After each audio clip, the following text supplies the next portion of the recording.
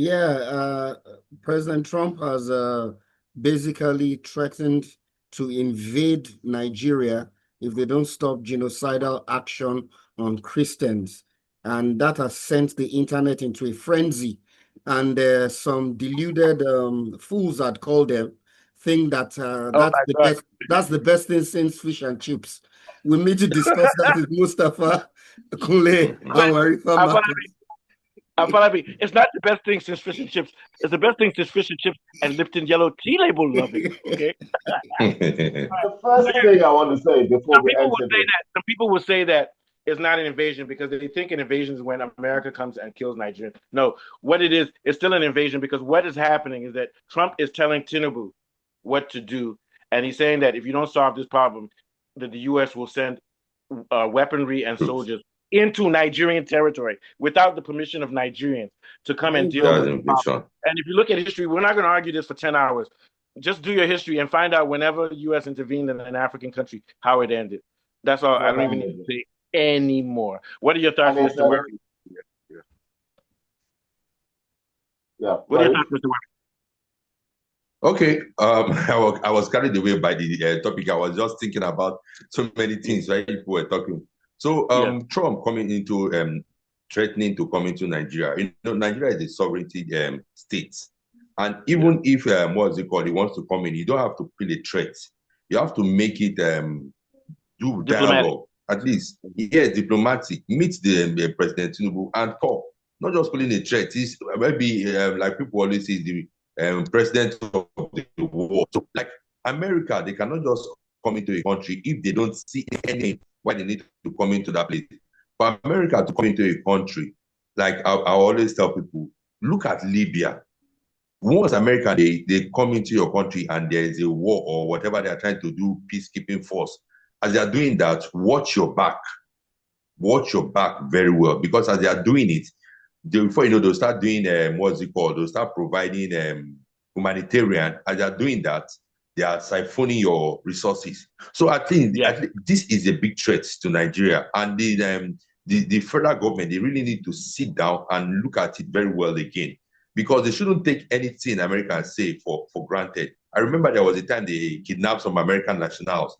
They came into Nigeria and rescued those people without even our federal government knowing about it. So for Donald Trump to have said this, that means they have high tech that they can use in Nigeria, and it's a Covert operation. letdown. Yeah, and it's a letdown for a sovereignty state like Nigeria. That means you don't even have leaders. If an enemy can come into your pull a threat and you don't do anything about it, you come into your country. That means I think the citizens in Nigeria we are just like we are just loose. They are open to anything. So I think for Donald Trump to have said that, that's not the right way to do that. Because if at all they come in, who are they going to face? Is it southern part of Nigeria, northern part of Nigeria, eastern part of Nigeria, or where? So that means put Nigeria into chaos, and it wouldn't help Nigeria as a whole. So I think they should Yeah. go into proper dialogue about this. Yeah. And very quickly, even within Nigeria, this thing is very complex. It's not about Boko Haram or Islam and all those guys. There's a lot of territorial battles in the Middle Belt. So now Christians are getting killed. But the question is, there's no one that the U.S. can target because even the Nigerian government hasn't been able to unravel this mystery. So if the U.S. is going to come in, they're going to Yeah, be indiscriminately killing people, which is what they're doing yeah. in Venezuela. And I always say what the U.S. is doing here is that they need to keep making money off of war industry. So they have to do operations in Nigeria, Venezuela, Haiti to make small money to continue funding their war against Russia and Ukraine. What are your thoughts, Kunle? Yeah. My thoughts, the hypocrisy of the whole thing is baffling because when on October 7th, there was an Islamic attack on Israel, Trump didn't say, oh, Israel, I'm going to put sanctions on you and I'm going to send guns in and blazing because clearly you can't stop the terrorists. When Ukraine was attacked by a foreign enemy, they didn't say, I'm going to put sanctions on you until you can fight back and I'm going to come in guns a blazing. When they sent when there was a claim that South African Christians were being murdered, in South Africa, Trump said, "Please come to America." When we hear of Nigerian, or when you hear Palestinian Christians being murdered in Palestine and Gaza, we hear nothing. When we hear of Nigerian Christians being murdered, what is our concern with them being refugees to our country? These are all completely hypocritical, ridiculously conflicting positions that don't make any sense at all. Then there is this word about, it's an invasion. I wanted Mustafa to be here. It's an invasion. In any technical legal sense, it's an invasion to put soldiers into another country, another sovereign state, without their permission. That is independent. Act of war. Serious invasion. It's an act of war. It's an invasion. And then when he threatens the government, he threatened the government because he threatened to sanction the government. So he's threatening to sanction the government, not because they're not doing a good job, because clearly we've seen that where they think they're not doing a good job, what you do is you arm the people that are not doing a good job, like they did in Israel and Ukraine. So that's not the case. He thinks that the government are complicit. That's why he's making the accusation and offering sanctions, which means if he's coming to fight the government. He's coming to put boots on the ground without the permission of the government. That means that he could decide to bomb Third Mainland Bridge and Port Harcourt because they attacked in Owo, and because there were Islamic attacks in Owo against Christians by Islamic terrorists, and Fulani herdsmen are seen as Islamic terrorists, and they attacked in Enugu. So they can bomb Port Harcourt, Lagos, Abuja, and kill and bring peace. And we know what that means. And then they say that they'll blow up your house because they'll say that there was a terrorist. They're looking for one terrorist. So your entire area is not safe. Not just your streets. So not just that's what they do. That's what they did in Iraq. Yeah. Imagine you're living in Sule and they said they had to wipe out Sule because they thought 15 terrorists were there. There's a direct threat to a national. So anybody that supports it is actually committing an act of treason. And I am no supporter of this government. I tell you, I kid you not, I am. But I do not believe in any way of removing them other than through the legal framework of election and politics and democracy. I do not believe in any, and I will not engage anybody in any other way of removing them. And if they change their ways, it is not impossible that I could change my mind about them anyway, because they're supposed to work for me. If I'm not happy with them, I criticize them. If I'm happy with them, I'm happy with them. You, a foreigner, cannot come and start threatening me in my country.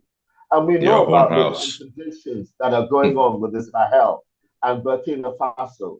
And we know that Nigeria had ECOMOG that used to police West Africa. And we know that these sites are being funded by foreign money. They're being armed and supplied with helicopters. These aren't people in the jungle with AK-47s. And then this is an excuse to enter. Like my car had a problem, right? Everything inside the car was working, but it came back now. The AC is not working. The steering is having problem. All those things that are having problem before, they are now a different problem has come up, which is what your mechanic has 15 children he has to feed. And then the worst mechanic was chopped. All right. Okay, so what are your thoughts, Afolabi? We're gonna head out soon because we're gonna talk about this issue every day this week. What are your thoughts, Afolabi? Of course, I'm not. Why would I be happy? Invasion is a strong word, and he has even gone ahead to give instructions to Hegseth that he should prepare for war and that he should come out with a plan, an operational plan against the killing of Christians in Nigeria. So I can't be happy that this kind of thing is happening. And like you rightly mentioned, everywhere the US has gone in, they're in it for their interest and the interest of the West. The end is always very, very bad for the host country. And I don't see how Nigeria comes out of this in a better shape. They can help us with intel. They don't have to put boots on the ground. They can help us with technology. If they feel they really want to help us, they can help us with intel and technology. You don't have to bring anybody or bomb anything. I think it's just Trump always tells a lie or exaggerates something when he has an agenda. And this is the Send same us weapons. So yes, so it's the same playbook. That's the way I see it. It's not good for us at all. But then again, it might make the government actually take a stanner position against this insurgency. I think they've been very lax, and that is because the government itself is culpable. So I wouldn't be surprised. This is just a theory that if the CIA is involved in all of this ethnic violence in America, that this is what they do. They send in operatives and cause problems, and then they keep this area destabilized because of the Sahel region with all those minerals. So this could be a bigger thing where the CIA caused the problem, then the American government say we'll solve the problem by sending in missiles and troops. You see what I'm saying, Kunle? We have to be careful of that because we know that Nigeria is a key player in global politics. So of course, Nigeria is infiltrated. So a lot of these troublemakers, even these Fulani herdsmen, they may be getting money indirectly through U.S. aid. What are your thoughts, Kunle? Yeah. Yes, that's another issue again. And if it is U.S. aid, does Trump know or not know? Because he said he's MAGA, and MAGA doesn't know. He probably doesn't know. Republican, and maybe he didn't know when he entered in the first term, but I think he knows now. Yeah. Rubio knows too. Rubio. Yes. And it's not just that, but then also Lafarge, the French cement company. Yeah. That pumped money into ISIS. So they made billions, and these are the main funders.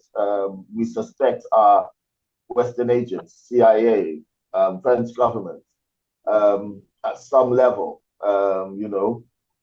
Even when they say, oh, it's from the UAE or Saudi Arabia or Qatar, these countries are also controlled by America. Yeah.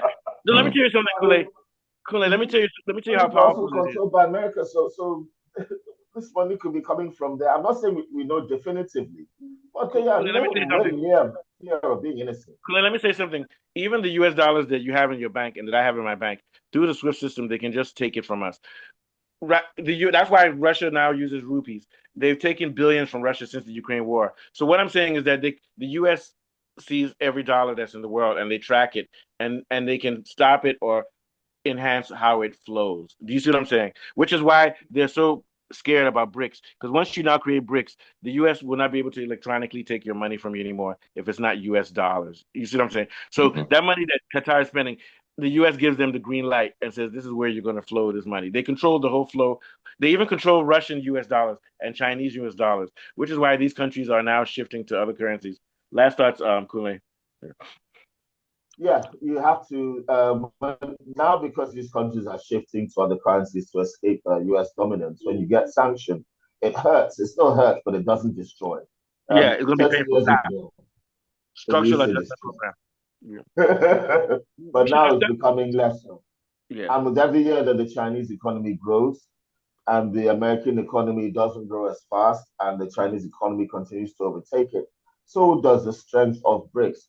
Because everyone at the start said BRICS, all they are doing is talking. Then second, all they are doing is preparing. Then third, all they are doing is meeting. Fourth, very soon, all they are doing is sending each other money.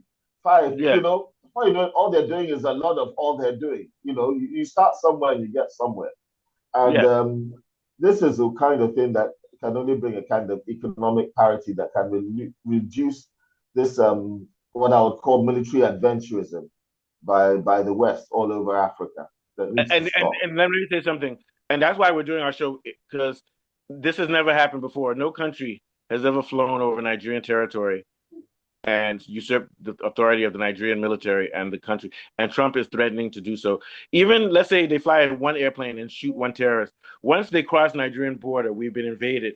And it shows that, and we need to take a note and think, if it can happen to Libya, it can happen to us. Yeah, so we don't want to get Charlie Kirk. Remember Charlie Kirk? He got shot saying guns are good. Yeah. You don't want to get blown up saying, bring Trump, and the first bomb falls on your head. Oh, your power. Yeah, what's your last thought, Mr. Warif, before we get out? I think this is a serious threat to the sovereignty of the Nigerian nation. Donald Trump, he needs to watch his word because he's not the war president. Nobody made him the war president to look No. to supersede other countries. And again, African nation, they need to. Okay, before I get into that, you saying you want to invade, you want to come into Nigeria to come and fight Boko Haram or terrorism, whatever, genocide against Christians. Those people sponsoring those people, do you think they're going to sit down? So he wants to use Nigeria as a battleground, maybe for testing some of his current weapon or ammunition. Yeah, that's what I think the Nigerian government, we are not as armed as Iran. We're not as strong as Iran.